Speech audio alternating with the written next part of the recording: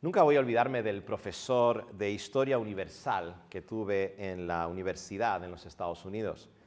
Daba sus clases de tal manera que te cautivaba desde el principio hasta el final. Lo que más me gustaba de este profesor eran sus historias personales llenas de aventuras. De joven había estado en las Fuerzas Aéreas de los Estados Unidos y había conocido muchos lugares interesantes viajando de mochilero. Una de las aventuras que había vivido fue la de pasar su luna de miel haciendo camping en un parque nacional en Kenia, África. Nos contó cómo se escuchaba a leones rugir en la noche y cómo esto no les dejaba dormir a su esposa y él, por el terror y respeto que esos rugidos despertaban en ellos. Ahora, ¿por qué ruge un león? ¿Por qué ruge un león? Según lo que he podido leer, y he tenido que leerlo, porque normalmente dependo de mi hijo para ese tipo de cosas, es mi enciclopedia sobre todo lo que tiene que ver con animales o cualquier cosa, pero según lo que he podido leer, un león ruge para mostrar su poder y para advertir a posibles intrusos de su presencia. También ruge para mostrar su agresividad. El rugido del león es tan potente que se puede escuchar hasta 8 kilómetros de distancia. Imagínate eso. Seguramente no hay sonido más intimidante que el rugido de un león. Pues el libro que vamos a empezar a estudiar hoy, el libro de Amós, comienza hablándonos de un rugido. Y este rugido no es cualquier rugido, es el rugido de Jehová. Y su rugido terrorífico debería despertarnos en esta mañana y cautivar nuestra atención. Porque lo primero que sucede cuando escuchas, vamos a estudiar el libro de Amós, es que apagas la mente un poquito, ¿verdad? Pues espero que después de ver y escuchar el rugido de Jehová, estéis atentos y despiertos en esta mañana.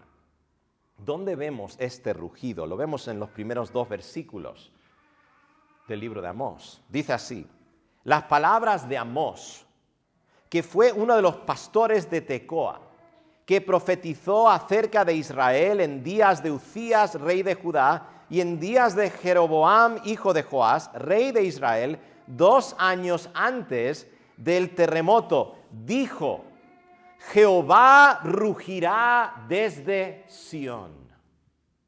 Jehová rugirá desde Sión y dará su voz desde Jerusalén. Y los campos de los pastores se enlutarán y se secará la cumbre del Carmelo. En el versículo 1 se nos dice quién era el profeta Amós. Dice que era uno de los pastores de Tecoa, era pastor de profesión.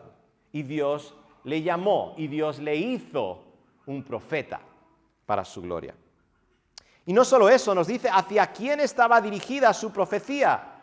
Dice que profetizó acerca de Israel. Y también nos dice durante qué periodo profetizó. Así que lo podemos ubicar históricamente. No podemos ubicar todos los profetas menores tan fácilmente como podemos con Amós.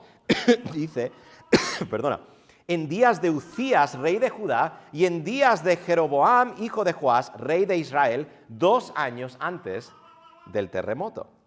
El versículo 2 nos resume el contenido de la profecía de Amós. Dice, Jehová rugirá desde Sión y dará su voz desde Jerusalén, y los campos de los pastores se enlutarán y se secará la cumbre del Carmelo.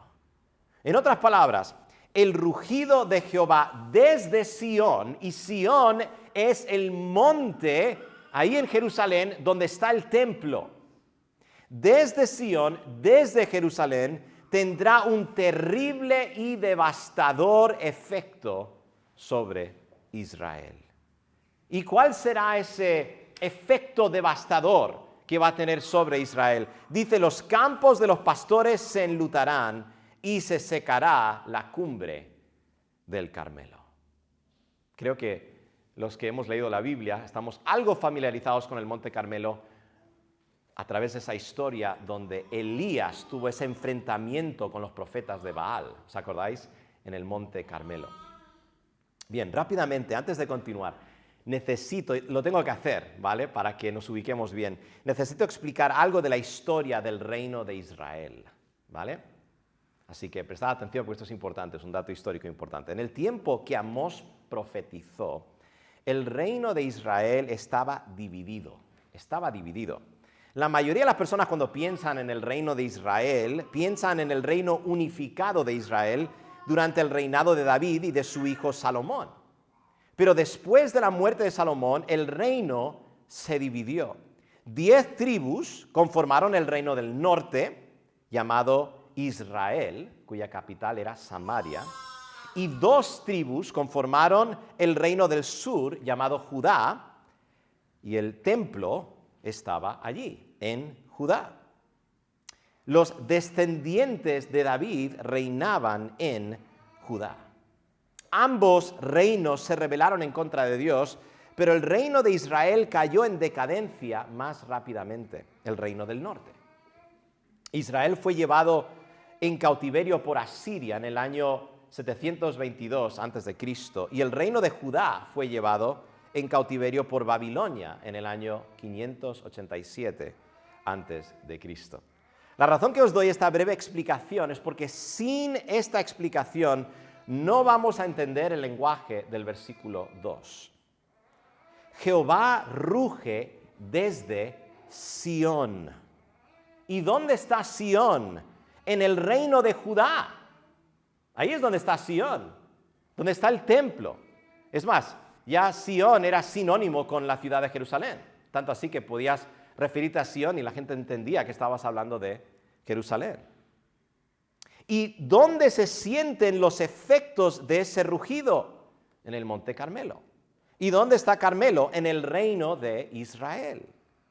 Dios no está con la nación de Israel. Esto es significativo, porque Dios ruge desde Sión y ellos están lejos de Dios. Él está en contra de la nación de Israel y pronto Israel sentirá los efectos de su rugido. Ahora la pregunta es esta, inevitable. ¿Por qué debería importarnos a nosotros el rugido de Jehová? ¿Por qué debería importarnos a nosotros el rugido de Jehová? Nosotros vivimos miles de años después de los sucesos descritos en Amós. Y no somos la audiencia original de este libro. Ya hemos dicho que la audiencia original era la nación de Israel en ese tiempo. ¿Qué relevancia tiene Amós para nosotros? Nosotros estamos cómodos en nuestras casitas, en Colmenar, por decirlo de una manera, o donde vivamos, aquí en Madrid.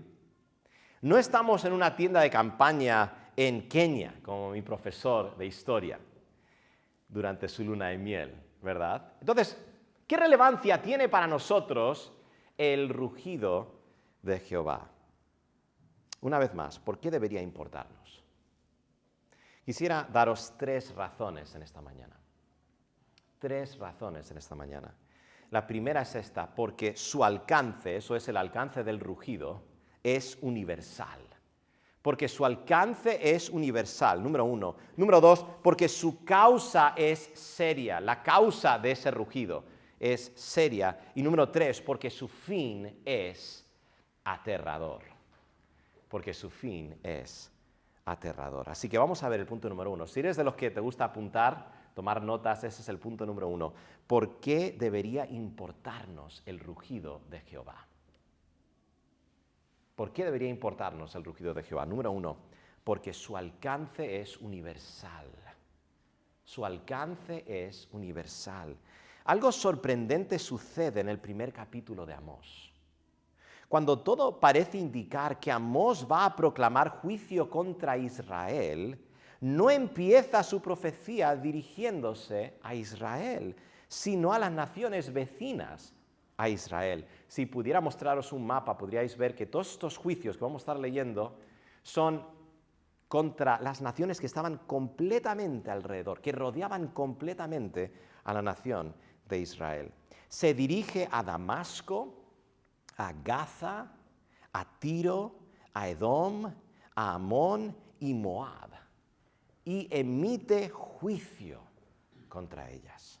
Los juicios siguen un patrón muy claro. Primero Amós declara su juicio contra la nación, luego da la razón del juicio y por último da una descripción de cómo será el juicio. Leamos el primero para ver el patrón. Solo quiero que veáis el patrón y esto lo vamos a ver con todos los juicios que emite Jehová contra las naciones vecinas a Israel. Versículo 3 al 5.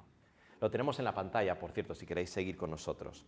Dice así: así ha dicho Jehová: por 3 pecados de Damasco y por el cuarto no revocaré su castigo. Ahora, esto lo vamos a ver cada vez que él emite un juicio contra una nación, este lenguaje de por 3 pecados y por el cuarto. Esto no significa que estas naciones solo habían cometido 3 pecados o 4 pecados, sino que es un recurso literario, es una forma de decir, han cometido pecado tras pecado. El pecado de estas naciones ha llegado a su colmo. Eso es lo que significa, ¿vale?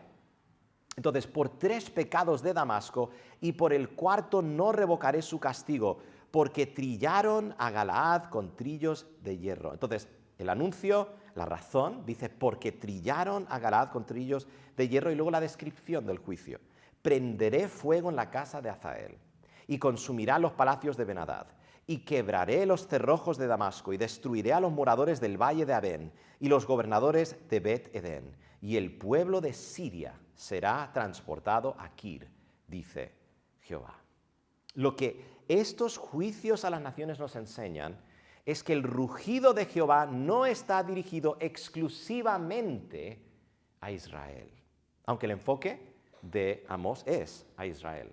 Pero no está dirigido exclusivamente a Israel, sino que su alcance es universal. ¿Y por qué tiene su rugido un alcance universal?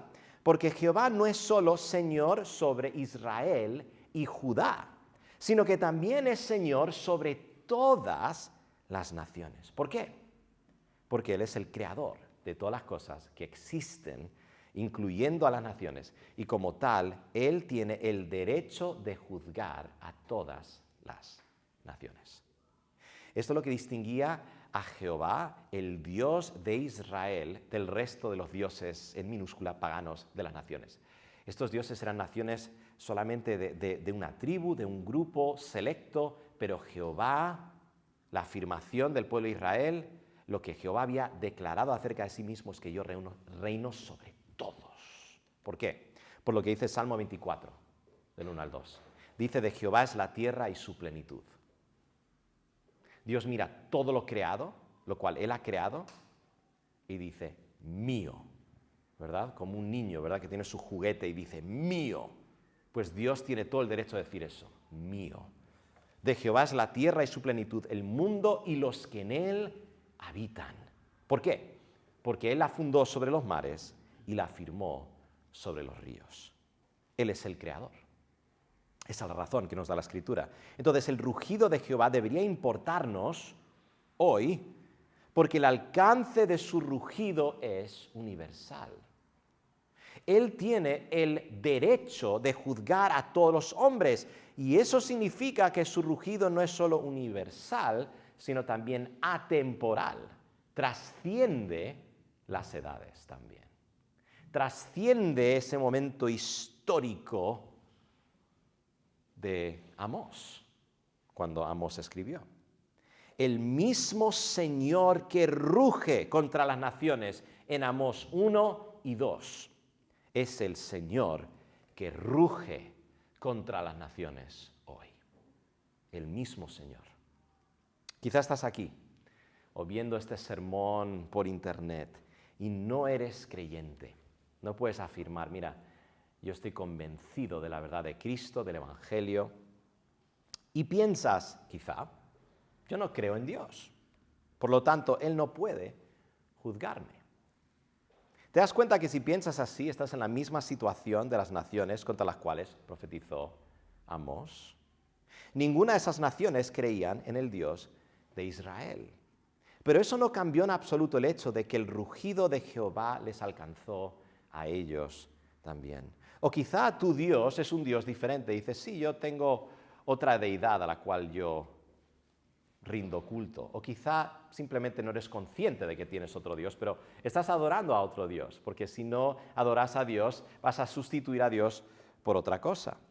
Las naciones eran muy religiosas, tenían sus dioses. Eso no cambió el hecho de que estaban bajo la autoridad del único Dios verdadero. Si Dios existe, Él tiene el derecho de juzgarte, creas en Él o no. Y estoy aquí en esta mañana para decirte que el Dios revelado en la naturaleza y más claramente en las Escrituras existe. Y Él reina sobre todos y juzgará a todos los hombres conforme a su ley. Creas o no en Él. Entonces, ¿por qué debería importarnos el rugido de Jehová? Número uno, porque su alcance es universal. Su alcance es universal. Y es atemporal, trasciende únicamente la audiencia original, que era Israel, y estas naciones que estaban existiendo en ese tiempo, y el tiempo en el que se escribió esta profecía. Su rugido, el alcance de ese rugido es universal. Número dos, porque su causa es seria. Y cuando hablo de la causa, estoy hablando de la causa de su rugido. ¿Por qué está rugiendo? En primer lugar, un león siempre tiene una razón por la cual ruge. Ahora, yo no sé de ti, pero yo no quiero, si escucho a un león rugir, yo no quiero tratar de adivinar cuál es la causa por la cual está rugiendo, ¿verdad? Puede ser que tiene indigestión o puede ser que está a punto de comerte. Entonces yo prefiero no intentar discernir cuál es la causa de ese rugido. Pero es igual con Jehová. Entendemos que esto obviamente es lenguaje metafórico, ¿verdad? Pero aquí se nos dice que Jehová ruge. Una forma de que nosotros podamos sentir y entender la indignación de Jehová en estos pasajes. Y la causa de su rugido es una causa seria. Es una causa seria que debería hacernos reflexionar sobre nuestras propias vidas para saber si nosotros estamos haciendo lo mismo que las naciones vecinas a Israel para producir el rugido de Jehová. Entonces, ¿qué fue lo que causó el rugido de Jehová contra las naciones? Y yo quiero que lo veamos rápidamente, os lo vamos a mostrar y lo vamos a ver claramente en estos versículos. Versículo 3. Así ha dicho Jehová, por 3 pecados de Damasco y por el cuarto no revocaré su castigo. Aquí está el porqué. Porque trillaron a Galaad con trillos de hierro. Versículo 6. Así ha dicho Jehová, por 3 pecados de Gaza y por el cuarto no revocaré su castigo, porque llevó cautivo a todo un pueblo para entregarlo a Edom. Versículo 9. Así ha dicho Jehová, por 3 pecados de Tiro y por el cuarto no revocaré su castigo, porque entregaron a todo un pueblo cautivo a Edom y no se acordaron del pacto de hermanos. Versículo 11. Así ha dicho Jehová, por 3 pecados de Edom y por el cuarto no revocaré su castigo, porque persiguió a espada a su hermano y violó todo afecto natural y en su furor le ha robado siempre y perpetuamente ha guardado el rencor. Versículo 13. Así ha dicho Jehová, por 3 pecados de los hijos de Amón y por el cuarto no revocaré su castigo, porque para ensanchar sus tierras abrieron a las mujeres de Galaad que estaban encintas. Versículo 1 del capítulo 2. Así ha dicho Jehová, por 3 pecados de Moab y por el cuarto no revocaré su castigo, porque quemó los huesos del rey de Edom hasta calcinarlos. Si os dais cuenta, todos estos pecados que fueron la causa o la razón del rugido de Jehová contra las naciones tienen algo en común. Tienen algo en común. Todos estos pecados son lo que voy a llamar durante el resto del sermón pecados sociales. Pecados sociales. ¿Y qué son pecados sociales? Ahora, si buscas la palabra social en el diccionario, significa en relación a la humanidad. Eso es lo que significa social. Entonces, Pecados sociales. ¿Qué son? Pecados sociales son pecados que son en contra de otros portadores de la imagen de Dios. Ahora, si eres nuevo a esto del cristianismo, déjame explicarte lo que quiero decir por eso. La Biblia enseña, esto es lo que distingue al cristianismo de otras cosmovisiones, otras formas de ver el mundo, es que nosotros hemos sido creados por Dios, un Dios que existe eternamente, un Dios santo, perfecto, un Dios trino que existe eternamente en tres personas, el Padre, Hijo y el Espíritu Santo. Y Él nos creó a nuestros primeros padres, Adán y Eva, sí, realmente tuvimos primeros padres, Adán y Eva, y los creó, dice la Biblia, tanto a Adán y a Eva, a la imagen de Dios. Y eso significa que creó a Adán y Eva para reflejar la imagen de Dios, para portar la imagen de Dios, para representar el reinado de Dios aquí en la tierra. Entonces, si quieres saber dónde hallamos el valor y la dignidad del ser humano, es en el hecho de que somos creados a la imagen de Dios. Si no somos creación de Dios, entonces, como dijo el filósofo Bertrand Russell, somos simplemente una colocación accidental de átomos. Y no tenemos propósito alguno para vivir excepto para propagar nuestro ADN. Pero si somos creados a la imagen de Dios, es una verdadera ofensa pecar contra otros portadores de la imagen de Dios. No lo he puesto aquí en la pantalla, pero si os acordáis, después del diluvio, Dios establece un pacto con la humanidad. Un pacto con la humanidad. Y dice explícitamente, prohíbe explícitamente lo que podemos llamar el homicidio. ¿Por qué? Dice, porque a imagen de Dios fue creado el hombre. Entonces, esto es muy serio, esto es muy importante entender. Entonces, de aquí en adelante, cada vez que hablo de pecados sociales, estoy hablando de ese tipo de pecados en contra de otros seres humanos. Ahora quiero que profundicemos un poquito más y quiero que veamos qué tipo de pecados habían cometido estas naciones. Damasco, que es la capital en sí del imperio de Siria, ¿vale? Siria, podríamos hablar de ello. Damasco cometió un horrible acto de brutalidad cuando invadió a Israel. Que, por cierto, muchos de estos sucesos sucedieron porque Dios estaba juzgando a su pueblo, ¿vale? Entonces, en cierto sentido, estas naciones eran el instrumento de Dios para juzgar a su pueblo, pero ellos eran responsables por la forma en la que llevaron a cabo ese castigo al pueblo de Dios. Ellos no simplemente conquistaron, no simplemente mataron por guerra, por decirlo de una manera. No, fueron más allá. Cometieron actos de brutalidad. Y Dios les recuerda a estas naciones y les dice, os voy a juzgar por ello. Un ejemplo, trillaron a Galaad con trillos de hierro. Galaad es una región del reino de Israel.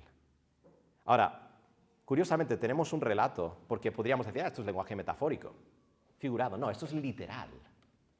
Esto es literal. Mira que dice 2 Reyes 13:7. Porque no le había quedado gente a Joacaz, este fue un rey de Israel, sino 50 hombres de a caballo, 10 carros y 10.000 hombres de a pie. Pues el rey de Siria los había destruido y los había puesto como el polvo para hollar. En otras palabras, habían pasado sobre ellos como quien trilla la tierra para prepararla para ser segada. Esto no es simplemente personas que mueren en la guerra, que siempre es trágico. Esto es un acto de brutalidad, horrible, una forma despiadada de actuar. Gaza, o podríamos decir Filistea también, los filisteos, ¿verdad? Gaza invadió el reino de Judá y llevó cautivo al pueblo. Y esto lo vemos en 2 de Crónicas 21, del 16 al 17. Esto era una violación de la ley de Jehová, que por cierto tenía repercusiones universales, no solo para el pueblo de Israel, que prohibía el secuestro de personas ya sea para venderlos o no. Éxodo 21:6. Pero el peor pecado de Filistea fue que vendieron a los cautivos de Judá a los hermanos de Judá. ¿Quiénes eran los hermanos de Judá o los hermanos de Israel? Los edomitas. Ahora, los edomitas son los descendientes de Esaú, el hermano de Jacob. ¿Os acordáis? Estos dos hermanos, Jacob e Esaú. Entonces los edomitas eran, por decirlo de una manera, los hermanos del pueblo de Israel. Entonces, Filistea fue cómplice en la traición de Edom, hermano de Judá. Tiro, o también conocido como Fenicia, entregó a Judá a Edom, dando a entender que ellos fueron quienes llevaron a cabo la venta a Edom de los que habían sido secuestrados por los filisteos. Ellos fueron los que los vendieron en realidad.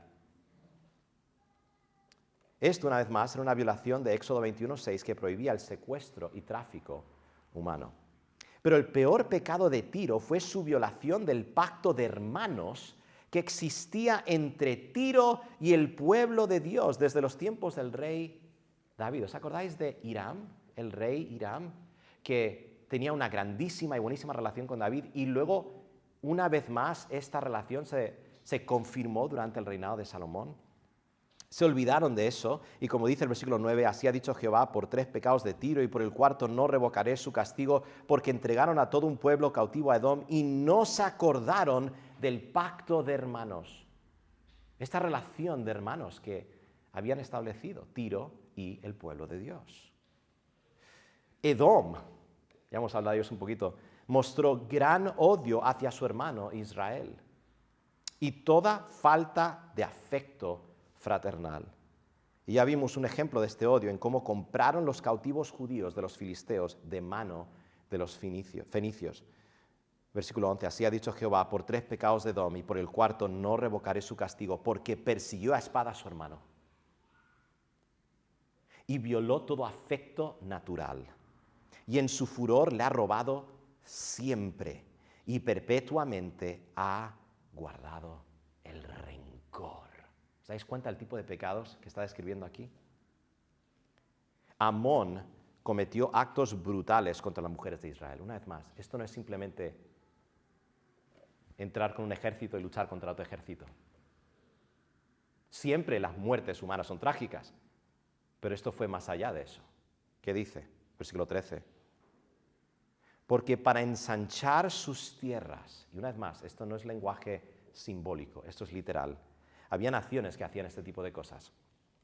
Abrieron a las mujeres de Galaad que estaban encintas. ¿Os dais cuenta qué tipo de pecados estamos viendo aquí? Moab actuó violentamente y sin piedad contra el rey de Edom. Dice, quemó los huesos del rey de Edom hasta calcinarlos.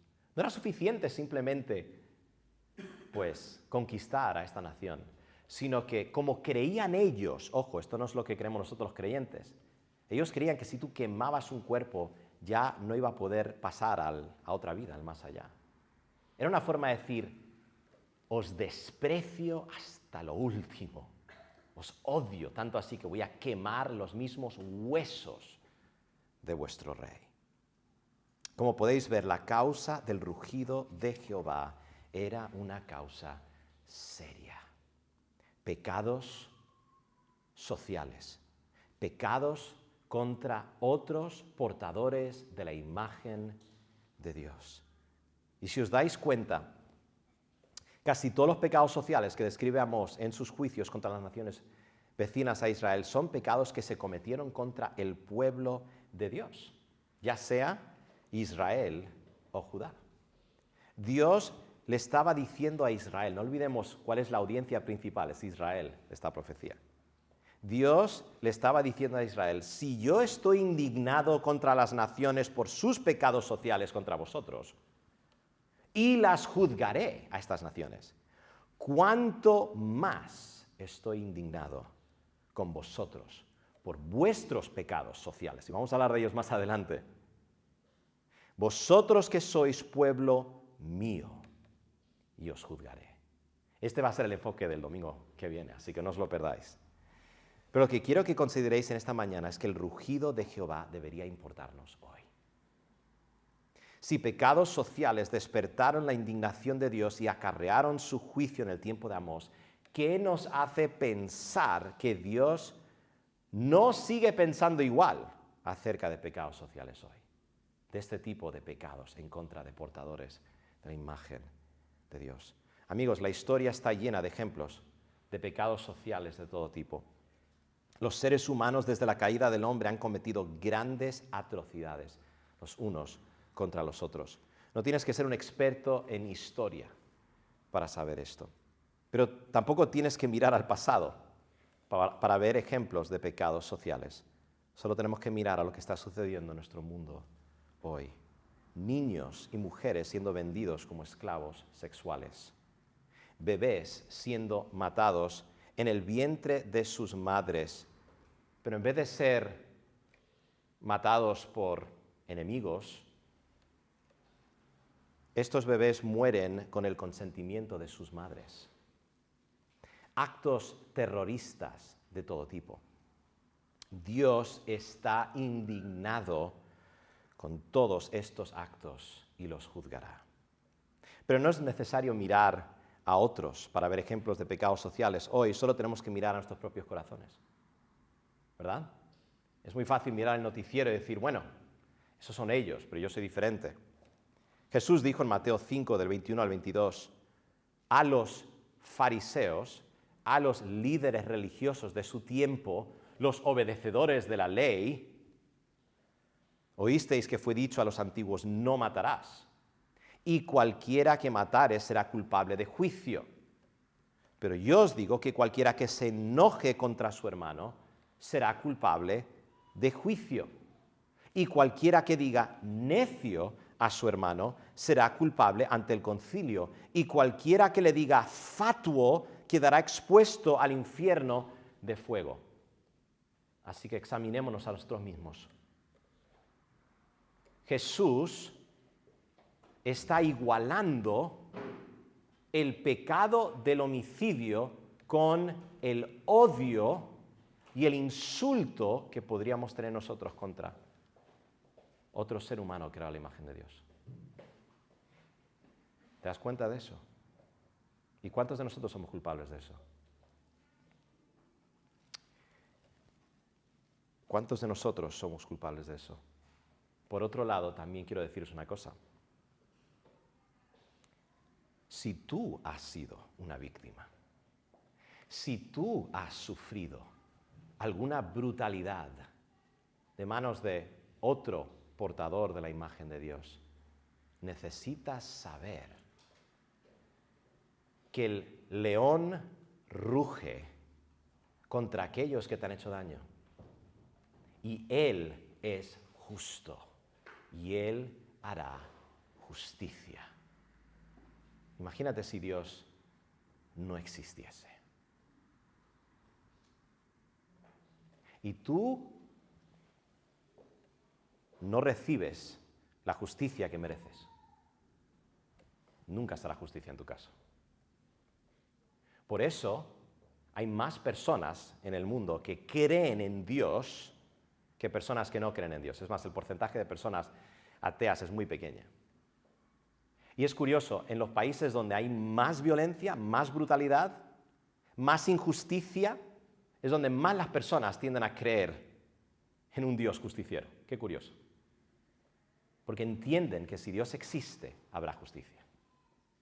Si Dios existe, habrá justicia.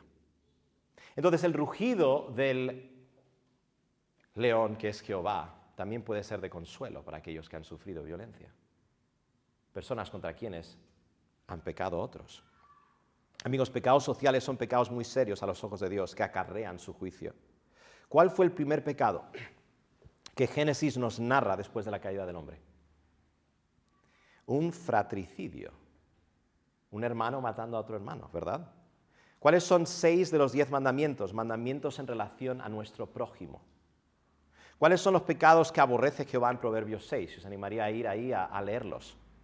Principalmente pecados contra otros portadores de la imagen de Dios. Y pecar contra nuestro prójimo es pecar contra Dios. No olvidemos eso. quien nos creó a su imagen y semejanza. Persistir en pecados sociales sin arrepentimiento es una demostración clarísima de que no conocemos a Dios y no amamos a Dios. Que quede muy claro, si nosotros podemos, sin ningún tipo de arrepentimiento, sin ninguna conciencia de nuestra culpa, de forma persistente pecar contra otros portadores de la imagen de Dios, no conocemos a Dios.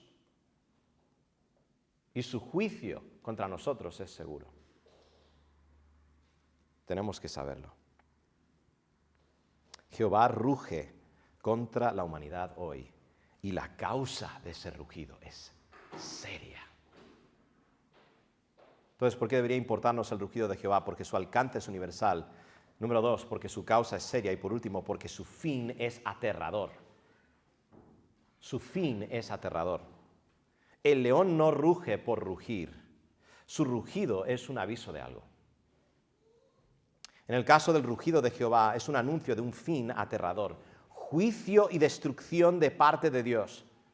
Considerad la descripción del juicio prometido de Jehová contra las naciones por sus pecados sociales. Simplemente os lo voy a leer y quiero que sintáis el peso de este fin terrible del rugido de Jehová.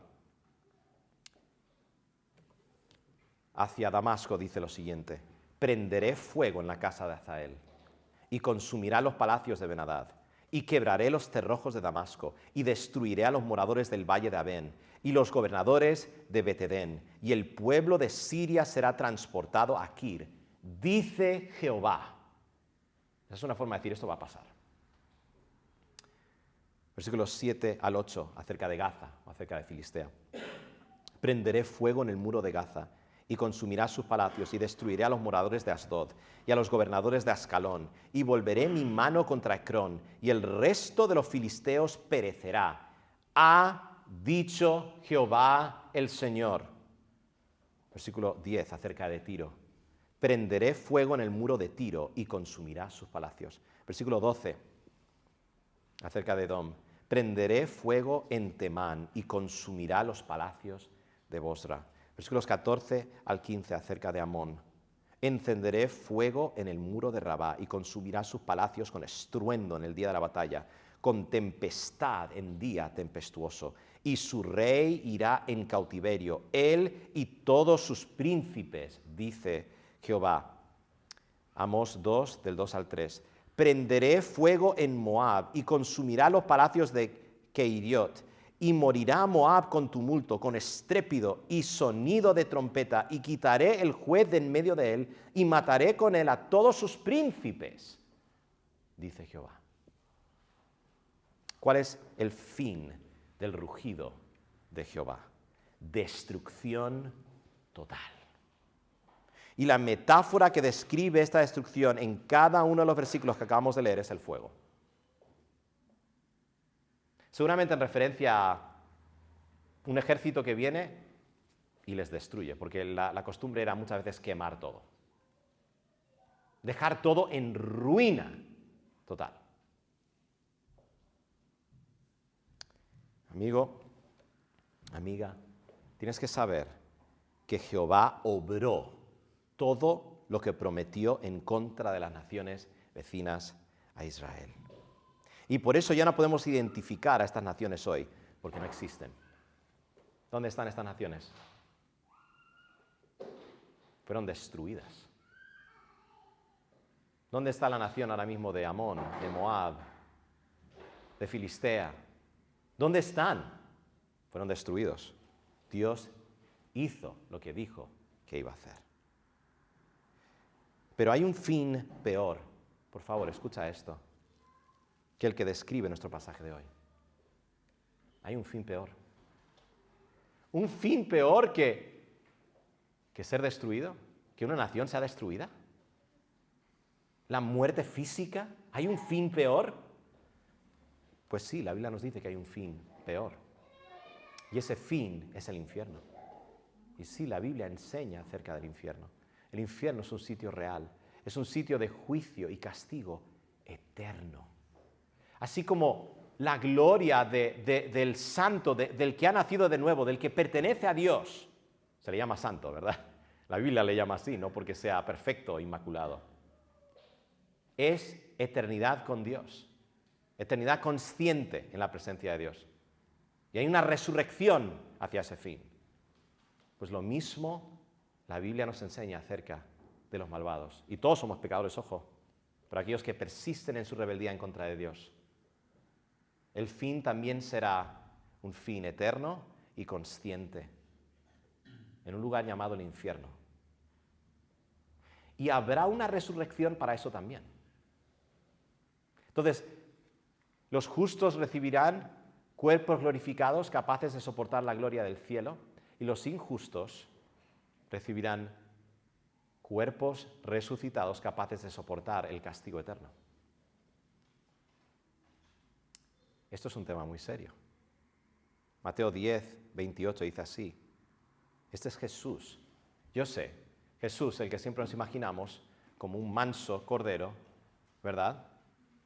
Que nunca emitiría juicio alguno contra nadie. ¿Qué dijo Jesús? Porque nosotros creemos que Jesús es Dios. Entonces, Jesús es la revelación de Dios. Y Él es Dios mismo. Entonces, no va a haber un mensaje diferente en el Nuevo Testamento que en el Antiguo Testamento. Está revelando al mismo Dios. No caigas en la trampa de pensar que el Dios del Antiguo Testamento era un Dios airado, ¿verdad? Que solo quería condenar. Y el Dios del Nuevo Testamento es uno diferente y es un manso cordero. No. El Dios del Antiguo Testamento es un Dios justo y lleno de gracia. Y el Dios del Nuevo Testamento es un Dios justo y lleno de gracia. Y lo vemos en Jesús. Vemos la justicia de Dios y la bondad, la gracia, la misericordia, la benignidad de Dios en Jesús. Pero vemos ambas. Y mira qué dijo Jesús en Mateo 10, 28. Y no temáis a los que matan el cuerpo. En otras palabras, no temáis este juicio temporal que hemos visto de Jehová sobre las naciones. Eso no es lo que tenemos que temer principalmente a los que matan el cuerpo. Eso es lo que más tememos, ¿verdad? Que alguien nos mate. No, no es lo que hay que temer más. Dice, mas el alma no pueden matar. Y esto, por cierto, no está refiriéndose a destrucción o aniquilación, como algunos enseñan. No, no está hablando de eso. Está hablando de ruina, perdición. Mas el alma no pueden matar. Temed más bien a aquel que puede destruir el alma y el cuerpo en el infierno. ¿Y quién es ese? Algunos pensarán, Satanás. No, Satanás no tiene esa potestad, no tiene esa autoridad. Solo Dios puede hacer eso. Lo leímos anteriormente, Apocalipsis 20, del 11 al 15, pero creo que después de haber leído todo lo que hemos leído, creo que podemos sentir el peso de esto aún más. Y vi un gran trono blanco, y al que estaba sentado en él, de delante del cual huyeron la tierra y el cielo, y ningún lugar se encontró para ellos. Y vi a los muertos. ¿Muertos vivos? Sí, porque cuando morimos, lo que sucede es que nuestra alma se separa de nuestro cuerpo, esperando la resurrección de nuestros cuerpos, pero seguimos siendo conscientes. Y vi a los muertos, grandes y pequeños, de pie ante Dios. Y los libros fueron abiertos. Y otro libro fue abierto, el cual es el libro de la vida. Y fueron juzgados los muertos por las cosas que estaban escritas en los libros, según sus obras. ¿Y cómo son nuestras obras?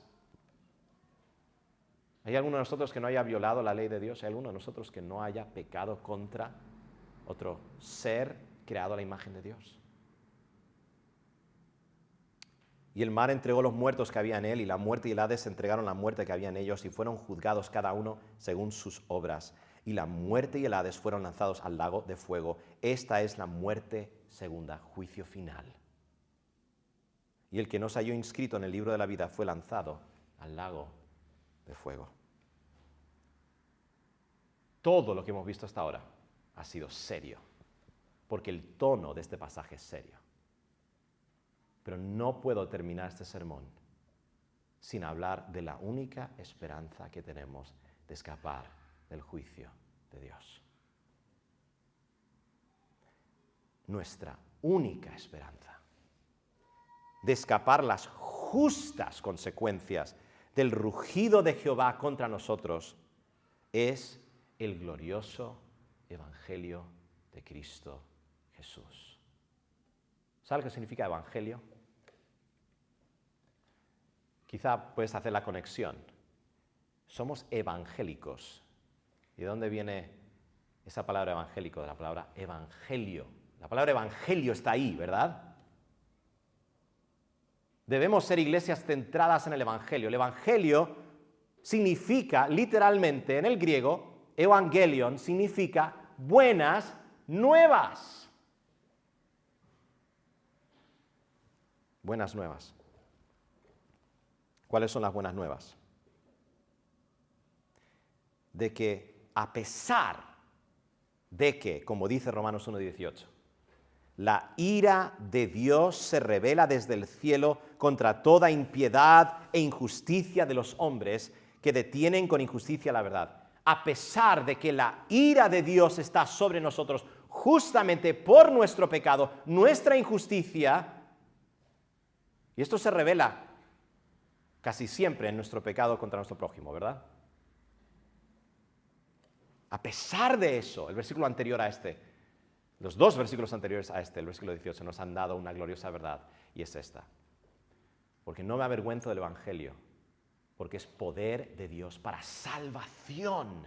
¿Salvación de qué? Del juicio de Dios. Porque es el poder de Dios para salvación a todo aquel que cree, al judío primeramente y también al griego. Entonces, al igual que el alcance del rugido es universal, eso es para todos sin distinción, ya seas judío, ya seas gentil, ya seas hombre, ya seas mujer, ya seas rico, ya seas pobre. También el anuncio del Evangelio es para todos sin distinción. Al judío primeramente y también al griego. Ya seas hombre, ya seas mujer, ya seas rico, ya seas pobre, ya seas muy educado o tengas poca educación. Las buenas nuevas también son para ti. ¿Verdad? Al judío primeramente y también al griego. Porque en el Evangelio, en estas buenas nuevas, la justicia de Dios se revela por fe y para fe. Y cuando habla de la justicia, en ese versículo no se está refiriendo al derecho que tiene Dios de juzgarnos. Eso lo vemos en el versículo 18. Porque Dios tiene el derecho de juzgarnos. Martín Lutero, cuando empezó a leer estos versículos, tenía terror porque él decía, si este versículo está refiriéndose al derecho de Dios para juzgarme, no hay forma de escaparme. No fue hasta que descubrió que cuando dice, porque en el Evangelio la justicia de Dios se revela, esa justicia que se revela en el Evangelio no es que Dios tiene el derecho de juzgarnos, eso ya lo sabemos. Es que hay una justicia que está disponible para nosotros, que es la justicia perfecta de Cristo. Que cuando nosotros creemos el Evangelio por fe, esa justicia perfecta de Cristo es atribuida a nosotros.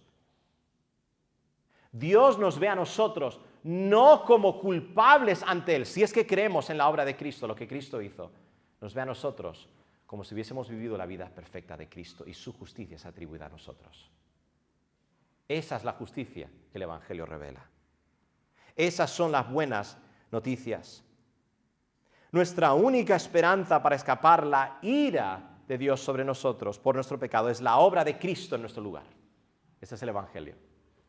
Os voy a decir cuál es el Evangelio. El Evangelio es la buena noticia de lo que Dios hizo en Cristo para reconciliar a pecadores como tú y como yo a sí mismo. ¿Y qué hizo Cristo? Ya lo sabéis de memoria, porque lo digo todo el tiempo, pero lo tenéis que memorizar. Cristo vivió la vida que nosotros teníamos que haber vivido. Nosotros hemos quebrantado la ley de Dios. Nosotros hemos desobedecido a Dios. Nosotros hemos pecado. Hemos maltratado a otros creados a la imagen de Dios. ¿Verdad? Pero Cristo vivió una vida perfecta. Y vamos a ver eso en unos versículos en un momento. Una vida perfecta. Nunca pecó, nunca mostró injusticia. Fue el hombre perfecto.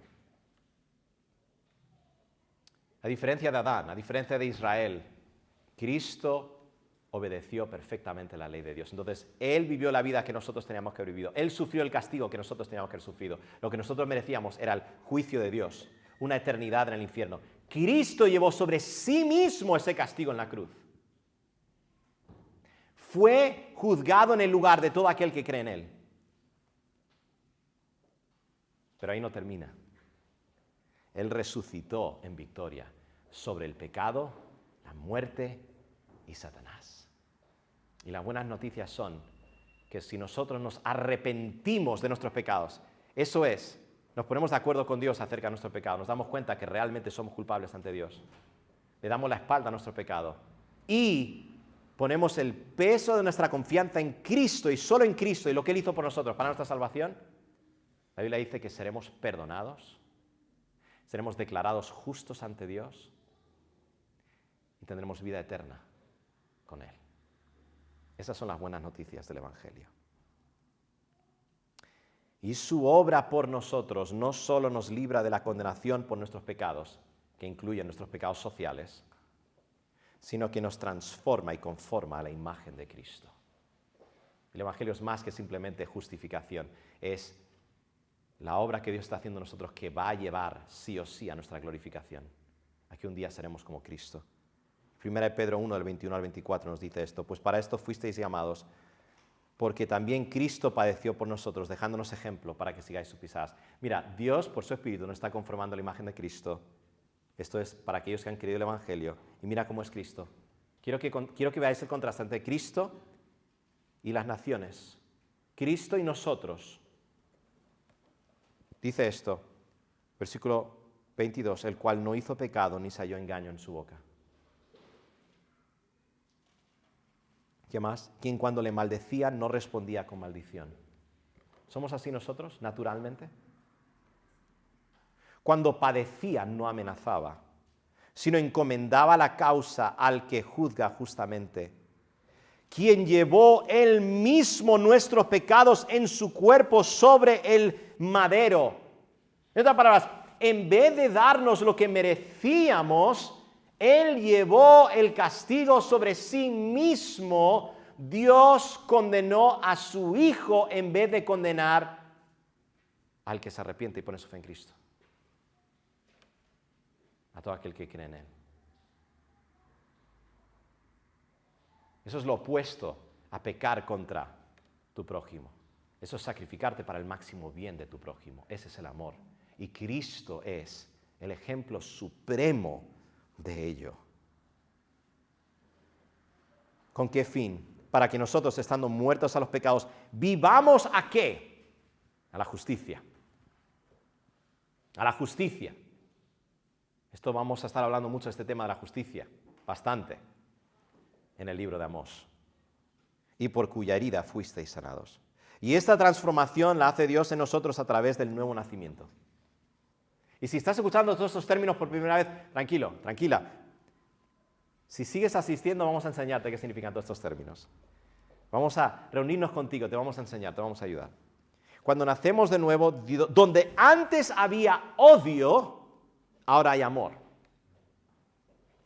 Donde antes había sed de venganza, ahora hay perdón y descanso en la justicia de Dios. Donde antes había envidia, ahora hay anhelo para ver a nuestro hermano, a nuestra hermana en Cristo y a todos los que han sido creados a la imagen de Dios, ser todo lo que Dios quiere que sean. Esta es una obra sobrenatural de Dios y podríamos dar más y más ejemplos de lo que Dios hace, pero simplemente quisiera terminar leyéndoos Romanos 12, no está ahí en la pantalla, os lo voy a leer, versículos 9 al 21. Quiero que veáis la obra que Dios hace en el corazón del que se arrepiente y cree en Cristo. Quiero que veáis la obra que Dios hace en el que ha nacido de nuevo. Y mira el contraste entre el pecado de las naciones y cómo debe vivir el verdadero creyente por obra del Espíritu de Dios. Mira esto, Romanos 12, del 9 al 21. El amor sea sin fingimiento. Aborreced lo malo, seguid lo bueno. Amaos los unos a los otros con amor fraternal. ¿Cuál fue el pecado de Edom? Violó el pacto de hermanos. Odió a su hermano. Nosotros amamos a nuestros hermanos por obra del Espíritu Santo. ¿Verdad? Prefiriéndonos los unos a los otros. Esto no es algo que nos viene natural. En lo que requiere diligencia, no perezosos, fervientes en espíritu, sirviendo al Señor, gozosos en la esperanza, sufridos en la tribulación, constantes en la oración, compartiendo para las necesidades de los santos, practicando la hospitalidad. bendecid a los que os persiguen, bendecid y no maldigáis, gozaos con los que se gozan, llorad con los que lloran, unánimes entre vosotros, no altivos, sino asociándoos con los humildes, los de baja condición. No seáis sabios en vuestra propia opinión, no paguéis a nadie mal por mal. Procurad lo bueno delante de todos los hombres. Si es posible, en cuanto dependa de vosotros, estad en paz con todos los hombres. No os venguéis vosotros mismos, amados míos, sino dejad lugar a la ira de Dios, porque escrito está: mía es la venganza, yo pagaré, dice el Señor. Así que si tu enemigo tuviere hambre, dale de comer; si tuviere sed, dale de beber, pues haciendo esto, ascuas de fuego amontonarás sobre su cabeza. No seas vencido de lo malo, sino vence con el bien el mal. Esta es la vida del creyente. Esta es la vida que el Evangelio ahora nos llama a vivir y nos da el poder para vivir. Así que, ¿por qué debería importarnos el rugido de Jehová en esta mañana? Porque su alcance es universal. El rugido va más allá de Israel y las naciones vecinas a Israel. Alcanza hasta nosotros hoy y llegará a su consumación en el juicio final, para todo aquel que no se arrepiente. Es universal, es para nosotros hoy. Dios sigue estando airado con aquellos que violan su ley en relación al prójimo. Entonces, la causa, lo que produce el rugido, sigue siendo algo que amerita nuestra atención hoy. Y por último, porque su fin es aterrador. Sabemos el fin de aquellos que mueren sin haberse arrepentido de sus pecados, sin haber puesto su fe y confianza en Cristo Jesús. Pero amigos, las buenas noticias son que Cristo llevó sobre sí mismo la ira de Dios en el lugar de todo aquel que cree en Él. Así que el llamado para vosotros en esta mañana es este. Si no conoces a Cristo, ven a Cristo en arrepentimiento y fe. Si quieres saber cómo tú puedes saber que tus pecados han sido perdonados y que vas a pasar la eternidad con Cristo, con Dios en el cielo, y no vas a sufrir el castigo eterno, habla con alguno de nosotros después del culto. Queremos mostrarte con la palabra cómo tú puedes ser salvo, cómo tú puedes ser salva. Y si estás aquí y has sufrido abuso, eres una víctima real de abuso, en Cristo y solo en Él, puedes ser librado, puedes ser librada del odio que en muchos sentidos es entendible,